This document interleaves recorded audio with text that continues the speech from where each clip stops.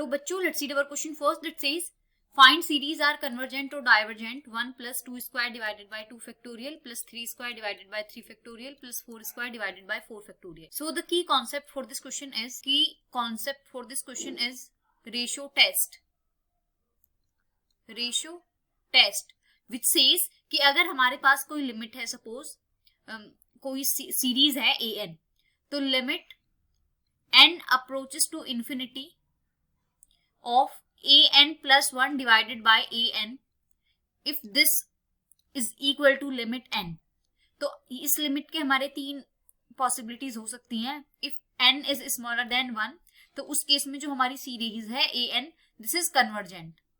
और अगर अवर l is greater than 1, limit greater than 1 आती है, तो उस केस में हमारी सीरीज an इज डाइवर्जेंट. और अगर l इज इक्वल टू 1 आती है limit, so the test is inconclusive. अब देखो हम अपने क्वेश्चन की तरफ आते हैं. हमारे क्वेश्चन में एक सीरीज है, let call the series an, which is 1 plus 2 square divided by 2 factorial plus 3 square divided by 3 factorial plus and so on. तो इसको मैं अगर जर्नल सीरीज में लिखना चाहूं तो I can write it as an is equal to n square divided by n factorial. ये हमारी सीरीज है.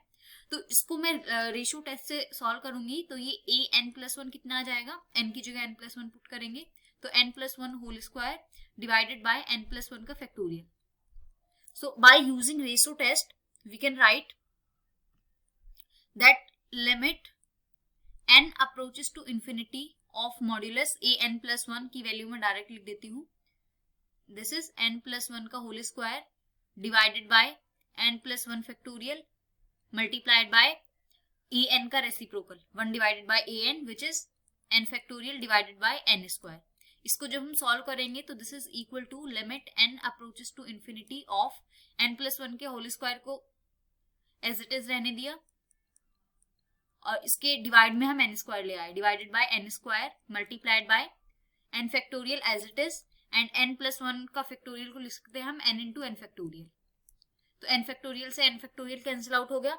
तो ये बिना this is limit n approaches to infinity of n plus 1 divided by n का whole square into 1 divided by n. ये हमारी limit बनी. अब देखो इसमें हम क्या कर सकते हैं, this is limit n approaches to infinity of, ऊपर से हम n स्क्वायर कॉमन ले लेंगे, तो ये बनेगा हमारा 1 प्लस 1 डिवाइडेड बाय n का होल स्क्वायर डिवाइडेड बाय नीचे n square as it is multiplied by 1 divided by n. तो n स्क्वायर से n स्क्वायर कैंसिल आउट हो गया. अब जब हम इसमें लिमिट पुट करेंगे तो ये वाला पार्ट तो बन जाएगा 0. तो ये जाएगा लिमिट जब हम पुट करेंगे 1 plus 1 divided by infinity which is 0 into 1 by n is 1 by infinity is 0.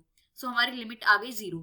अब अगर हम अपने की कॉन्सेप्ट को देखें तो our limit, this is l, our limit is smaller than 1, our limit is 0 which is smaller than 1.